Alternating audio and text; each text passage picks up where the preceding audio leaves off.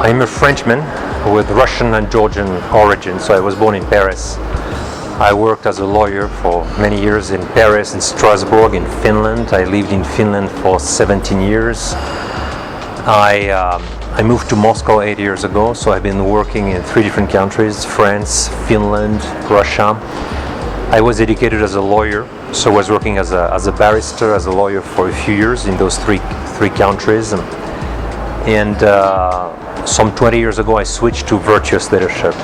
I switched to Virtuous Leadership because I understood that the universities were mostly giving people information or selling information, but the universities were not really trying to educate people. They were not trying to bring out the greatness in individuals, but they were instilling information in their brains. And my students were amazed when I gave them a course on the history of European integration. They were amazed when I began to speak about the great people who are the founders of European Union. So they discovered what real leadership is about, and then my students were those people who came to me and told me I have to quit with law and I have to dedicate myself to something else that is virtuous leadership, to explain them what is real leadership in life. So I worked many years on this topic, and I wrote a book called Virtuous Leadership that has been published in New York in 2007, and that has been now translated into 20 languages, including Chinese. And 5 years after that, I wrote a second book called Created for Greatness: The Power of Magnanimity, that has been also translated into many languages, and these 2 books together, it's one science. It's the science of virtuous leadership. And I began to teach all over the world, in the United States, in the Nordic countries, in Europe, in Russia, in Africa, in China. And with friends, I created a Virtuous Leadership Institute in Washington, another one in Paris, in Moscow, in Shanghai, and we are trying to open a Virtuous Leadership Institute here in Nairobi. Many people have their own definition of what leadership is about. Why is it like this? It's like this because people have very different values. So if your values are the bottom line, then you will probably have a vision of leadership that is the leadership of Stalin or Adolf Hitler. But if you have right values, I would say high-level values, then your leadership will be very similar to my leadership. And what is virtuous leadership for me? A very short and precise definition of what virtuous leadership is the following one. Leadership is about achieving greatness by bringing out the greatness in others. Achieving greatness by bringing out the greatness in others. So leadership is about 2 things: greatness and service. Because when you bring out the greatness in others, you serve people. So the heart of virtuous leadership is greatness and service. It is not service alone. Many people have spoken a lot about servant leadership, and I agree with them. Leadership is very much about service, but it is a very specific service. It is a magnanimous service. It is a service through greatness. So if you don't have a vision of greatness, if your life is not about dreams and missions and actions, then you will not be a servant of humanity, a servant of your people, a servant of your children, a servant of your employees.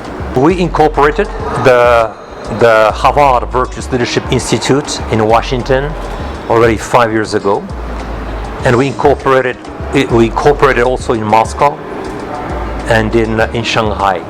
And the idea is very simple. The mission is to spread out all over the world this culture of leadership that is virtuous leadership. And we want to spread it out not only in business, because we understand that leadership is not only for the business community. Leadership is for the business community, leadership is for politicians, virtuous leadership is also for the educators. So we try to develop real curriculum programs on virtuous leadership for the businessmen, for school teachers, for students, for in any sphere of human activity. There must be a specific curriculum that is adapted to the concrete life of these people. So our vision has to come very quickly to real curriculum programs, methods of teaching of virtuous leadership to everyone, because we think and we are convinced, and facts demonstrate this, that virtuous leadership, because leadership is not a position. It's not to be the boss. Leadership, it's a way of life. It's about who are you. It's about your character. It's about your human virtues. This is the first thing. Everybody is called to leadership. If leadership is about achieving greatness by bringing out the greatness in others, then everybody is called to that. Everybody. No one can say, I'm not called to that. It's not a question of being a boss. It's a question really of a way of life, of a way of thinking, and a way of behaving. We try to spread this message all over the world, first of all. And second, we try to help people develop those qualities of real leaders. So how you develop magnanimity. We have special classes, training on how to develop the virtue of magnanimity and the virtue of humility.